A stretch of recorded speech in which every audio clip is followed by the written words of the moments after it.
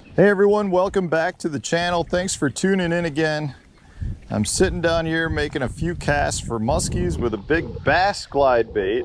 And I thought I'd talk a little bit about glide bait retrieves while I'm doing it. This is potentially one of the most fun ways to fish for a couple of reasons. Anytime you're throwing a big glide bait, they're just so big and realistic looking that they're fun to toss around. You know, this is a big Phoney shad glide bait, one of my favorites. It's one of those baits that I've had some really interesting days with, where the fish just seem to come flying out of nowhere to bite it. And it's a really good running bait. What I mean by that is some glide baits to me seem like they take a lot of practice to get them to run right. Other ones just run right, like no matter how you fish them. And that's one reason I really like this Phoney frog, because they're really true running baits. But having said that, there's still different retrieve styles that I like to use with a big glide bait. So I figured that's what I'd talk about a little bit today. This is an 8-inch model, but I mean, you can get glide baits that are down in the 4-inch range, and you can get them all the way up to 15 inches. So they all basically run the same, but again, it comes down to understanding the action of the glide bait that you're using. So everyone's going to take a little bit of practice. There's no simple retrieve or single retrieve that works with all of them, because some you might have to speed up the retrieve rate a little bit to get them to swim wider. Some of them you have to slow down to get them to swim right. But there is one true consistency that comes with fishing big glides or glides in general. And that is not to use your rod to impart the action. You want to use your reel and your handle control as being the mechanism that's going to create the movement in your bait. Now, what I mean by that is just a simple retrieve, slow retrieve with most glides is going to get your bait to swim back and forth. You know, you probably can't see mine out there, but mine is swimming in an S shape with a simple straight retrieve that's probably, I'm going to say, 18 inches apart. You know, you keep in mind I've got a little current here, so it wants to go down, but it's swimming in a nice S shave. Nothing super crazy, a realistic swimming motion, that injured bait fish motion that can trigger strikes. The issue with a straight retrieve though is you will draw fish out to come look at it. A lot of times though, it's not enough to get the fish to commit. Meaning if I just straight retrieved it, my bait is swimming in a nice S curve on the way back. Generally speaking, that's not how I'm going to generate my bites. I normally feel like I need to stop the bait a couple of times during the retrieve to generate that fish that's following it to actually strike the bait. These baits draw so much interest from the fish, where the fish are just like, what is that? I'm going to go look at it. So they come out of the woodwork. They'll come flying from docks. They'll come all over the place to come look at it because they're not used to seeing it. And it's such a big dying bait that I think a lot of times they're just contemplating if they want to attempt to try to eat it. So a straight retrieve is great in terms of getting the fish to come out and look at it. But you want to do something to generate them to strike it. And that's one of the biggest things you always hear people talking about with glide baits. They see a ton of fish, but they don't get many to bite it. And that's the whole key. The best big swim bait fishermen and glide bait fishermen are able to generate those strikes. And that's where the reel handle turning comes into play. Again, I like to keep my rod tip pointed basically either at the bait or slightly off to the side of the bait, but I'm generally going to be pointing at the direction of the bait. And then once I've got the bait coming, that's when I'm going to impart, like if I'm a hard reel turn or a stop. So if I'm just, say, reeling straight at the boat or, you know, at the bait, I'll reel it maybe 10, 15 feet, and then I'll give it one quick turn and stop it. And that quick turn is what's going to get that bait to go from an S curve to a quick jut off to one of the sides and make a big sweep. Hopefully you can see it coming. So it's just swimming, give it a hard turn, and then that's the kick that makes it look like a dying bait fish is trying to get away. And that's what breaks the monotony of that single swimming motion to the point where that bait's going to try to glide a couple of feet off to the side. So that's one of my favorite retrieves. It's just a straight retrieve. And every 10 or 15 feet, I'm gonna give it basically one hard, it's like a half reel turn. It's not a full reel turn. It's a hard one that gets the bait to jut off to the side and break the monotony of that straight S curve. That's the number one way I'm able to generate those strikes.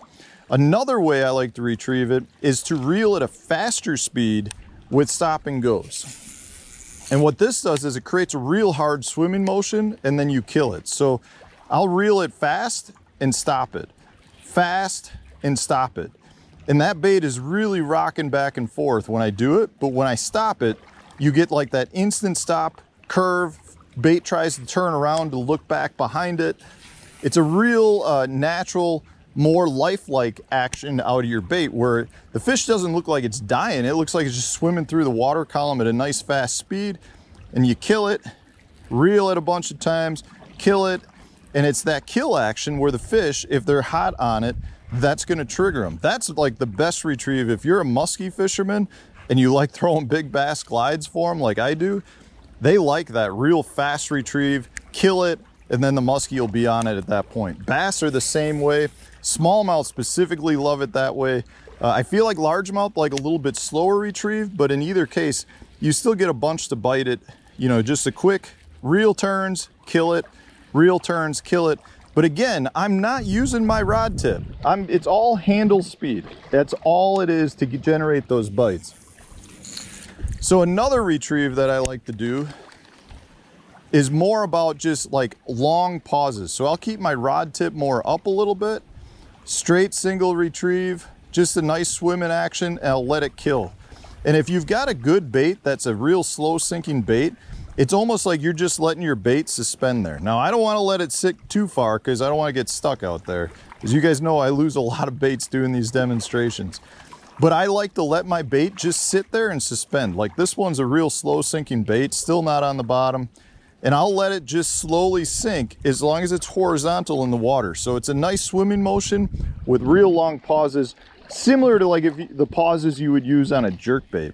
In real cold water, that's a really good way to generate those strikes because a lot of times that bait is just suspended and it's slowly sinking and the fish are just sitting there trying to consider whether they should bite it or not. Now, the one thing I'll say with that is a lot of times the bite comes not during the pause, but as soon as you go to start it up. So you get like a half reel turn and then they'll hit it at that point. That's a real good way to generate the strikes from fish that are inactive.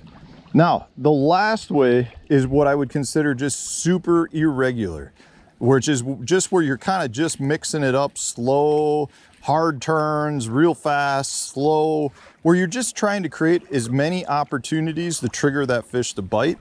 And that generally for me works better if I'm on flats and I'm just trying to cover a lot of water. It's a good way to draw fish up so you can see them and then follow up with a slower moving bait. But it's just keep it irregular, hard cranks, slow, pause, a couple of hard reel turns, real fast. You're just basically trying to create an extremely irregular swim back to the boat that's gonna give that fish something to key in on and trigger it. It's almost not like these fish might be following it, and the more you can, make it impart off to the side, speed it up, those are all times when that fish is gonna have a reaction strike. So that's how I like to fish it, guys. I would recommend not just a straight slow retrieve. That will draw fish out to look at it, but that's when you get a lot of those follows. You're gonna wanna impart some of those other stop and goes or those other retrieve styles to actually generate more strikes. That's the name of the game with this bait. You'll see a lot of fish, no matter what reel or what retrieve style you're using, but you'll get a lot more strikes if you impart some of those different reel handle retrieves like I was talking about. And one of the worst things you can do is try to do it all with your rod tip. Yes, you can impart some hard snaps and get the bait to walk back and forth, but what happens more times than not is that you get the bait will come around too hard and get tangled up, and you'll start running into issues where you have a lot of tangled up baits and you're missing out on a lot of casts. But yes, you can impart a hard snap with the rod tip, but you can impart it better with the reel handle turn. You'll get the same action. It just seems to generate more strikes that way and the baits run truer. So I hope this was helpful. Don't be afraid to throw big glides, guys. It is such a fun way to fish. You feel like you're truly working a bait and you're more of an artist, kind of trying to present your bait in a manner that the fish are gonna like. And it's truly amazing when you take a bait like this out on your local lake where maybe a 3-pound fish is normally a big fish. It's at how many fish you can see that are bigger than that at times. It's unbelievable to me how you think you're on a small fish lake and you could take this out and all of a sudden it's like you're seeing 5 and 6 pounders that are chasing it. So give them a try, guys. You don't have to have the Phoney frog. There's a lot of great ones made that are out there. This is a custom job that can be kind of pricey, but it's one of my favorites and I've had some great luck with it. So I've got a bunch of them. Plus it works better for a demonstration because it's a nice white color where you can see the movement on it.